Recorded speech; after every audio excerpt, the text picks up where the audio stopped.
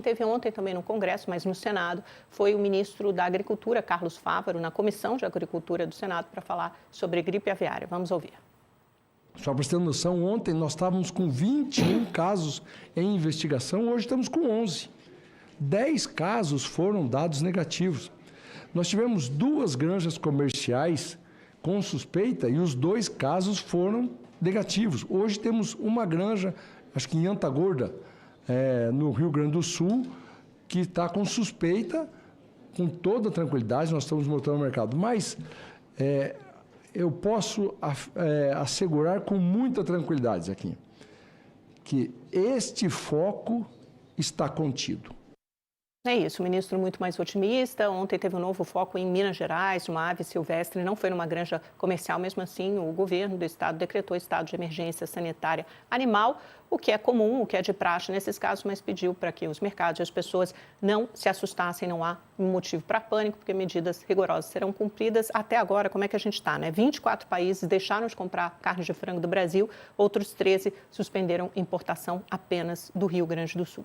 Vou falar também sobre a CAI, que é a Comissão de Assuntos, a Comissão de Assuntos Econômicos do Senado, que aprovou um convite para ouvir o ministro Fernando Haddad sobre o IOF. Ainda não tem uma data para ouvir o ministro, mas ele já deve comparecer, porque isso já estava marcado, numa sessão conjunta da Comissão de Finanças e Tributação da Câmara no dia 11 de junho. É para falar sobre outros assuntos, mas, obviamente, o IOF deve cair na conta. E o líder do governo no Senado, Jacques Wagner, disse ontem que organiza uma reunião do ministro Haddad com parlamentares mais próximos, senadores mais próximos, para que ele possa explicar esse aumento do IOF, tentar arrefecer um pouco o clima. Porque amanhã tem reunião do Colégio de Líderes na Câmara dos Deputados. Voltamos, você que está conosco pela televisão, que nos acompanha, voltamos. A gente está falando do ministro Haddad, que foi convidado para ir à Comissão de Assuntos Econômicos do Senado. Ainda não foi estipulado, estabelecida uma data, mas a pressão continua muito forte do setor privado, né, do setor produtivo, por meio de várias confederações da indústria, agricultura, comércio, mercado financeiro. A gente deu um manifesto ontem aqui no Mercado Aberto. Tem pressão também das federações no Congresso, né? A Federação Parlamentar do Empreendedorismo, por exemplo, muitas outras ligadas a empresas, ao setor produtivo, que têm conversado. A oposição teve uma reunião ontem, o líder da oposição, Coronel Azuco, que é do PL, muito próximo a Bolsonaro, teve uma reunião com o Hugo Mota, pressionando, pedindo para pautar esses PDLs, já são em torno de 20 na fila, a maioria da Câmara, acho que 1 ou 2 do Senado, pedindo para sustar esse aumento do IOF. Isso a gente vai ter que esperar para ver amanhã. É difícil, é muito inusual que PDLs sejam pautados, acho que desde o último foi em 2021, então não é algo comum, principalmente porque Mota tem sido um aliado próximo e confiável do governo Lula. Portanto, a maioria dos líderes ainda duvida que um desses PDLs seja pautado. E um outro argumento do Ministério da Fazenda é o seguinte, que até a nossa colega Adriana Fernandes trouxe na Folha. Falou, olha, isso vai representar, se o IOF, por exemplo, se não houver esse aumento do IOF, o Poder Executivo vai ter que congelar ainda mais gastos.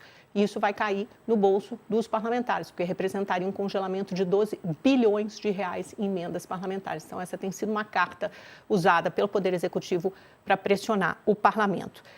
Outras notas rápidas, BTG anunciou ontem oficialmente a compra de R$1,5 bilhão em ativos do controlador do Master, que é o Daniel Vorcaro. Ele vai adquirir participações, está na tela aí, em empresas como Light, Melius, Fazano Itaim, uma fatia da Vida, o Grupo Pão de Açúcar, várias participações são ativos privados do Daniel Vorcaro. Ele fechou um acordo para vender 58% do capital do Master ao BRB. Isso ainda precisa ser aprovado pelo Banco Central, vai passar pelo Fundo Garantidor de Crédito, mas ainda faltava uma fatia importante, menos líquida, dos ativos do Master, que tinham que ser vendidos também. E o Daniel Vorcaro precisa fazer um aporte de R$2 bilhões no Master para concluir essa venda.